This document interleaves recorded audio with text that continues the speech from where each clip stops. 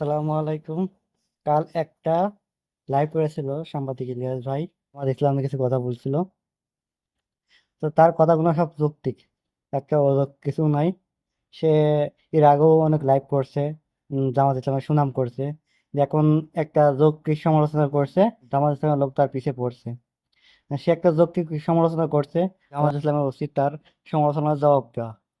তা নিয়ে তার বিরুদ্ধে লেগে উঠেছে। জামাত ইসলাম যখন দেশের শত্রু, ভারতীয় রয়ের এজেন্ট সম্পর্কে দাওয়াত দিয়ে নিজেদের অনুষ্ঠানে বক্তৃতা দেওয়া হয়, একজন দেশপ্রেমিক সাংবাদিক হিসাবে সে প্রতিবাদ করেছে। এটা তার নৈতিক দায়িত্ব।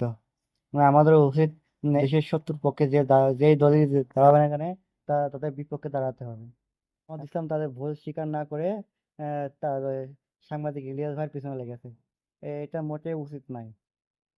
আপনারা কি মনে করেন? কমেন্টে জানাবেন।